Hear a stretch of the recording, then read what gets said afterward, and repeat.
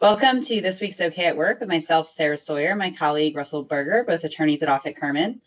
And today we are talking about reporting in the workplace. So, a lot of folks that you've got in your handbook, hey, if you if you feel like someone's experiencing discrimination or workplace harassment, here's the procedure, here's how you file a formal complaint, or here's how, if you want an ADA accommodation, here's how you request that. And there's a lot of formal processes that employers use for these types of things.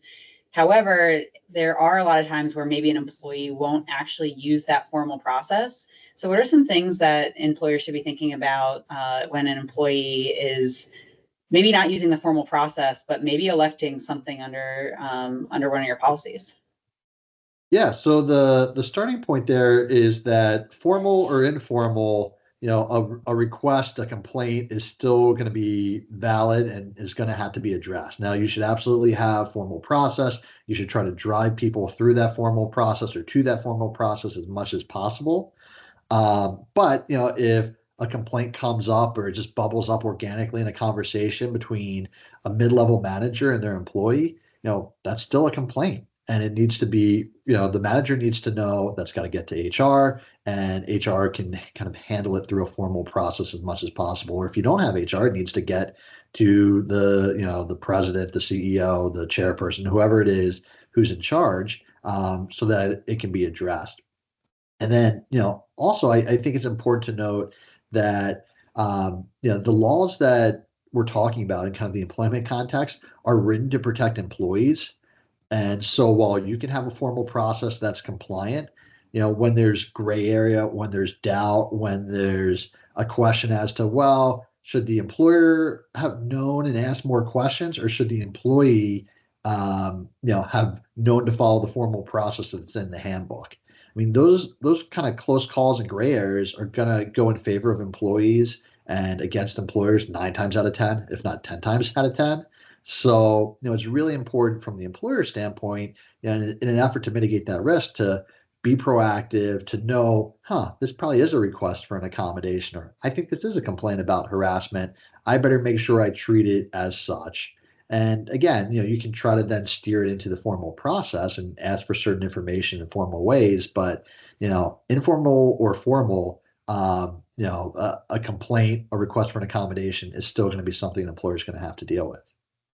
And I think an important way to make sure that the folks that are in a management role or who might be receiving that type of information recognize when something like that is being triggered is training, right? So giving examples, talking through what that might look like, and saying, hey, if you hear someone talking about like, oh, I'm really struggling to get my work done because I broke my wrist and it's just really, I'm really struggling right now. Whatever it might be that might trigger, an ADA accommodation request, or someone says, hey, I feel like maybe so-and-so got that advantage because they're a man and I'm just any kind of, maybe it's not that straightforward, right? But kind of going through some examples of some things that managers and colleagues might hear in the workplace that should be triggering, and at least trigger the conversation with HR or with management, and then let management and HR take it from there.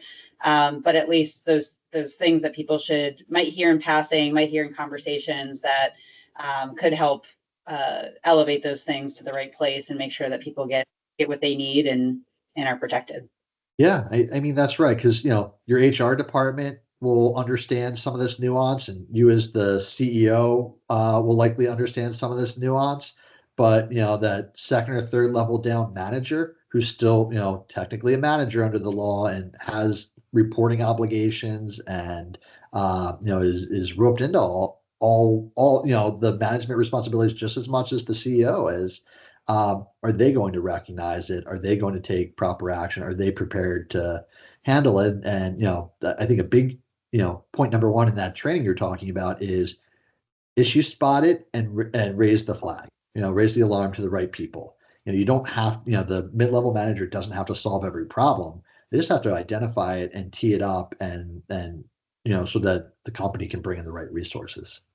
And that helps also, the training helps create an environment where they feel comfortable raising that up, even if they're not dead on. So maybe they raise something to HR or to management, and it's not something that needs to be acted on. But by providing that training and encouragement, then you are more likely to just get some free communication and reporting around that, which is what you're looking for. So, well, thanks, Russell. We'll see you next time. Thanks, Sarah.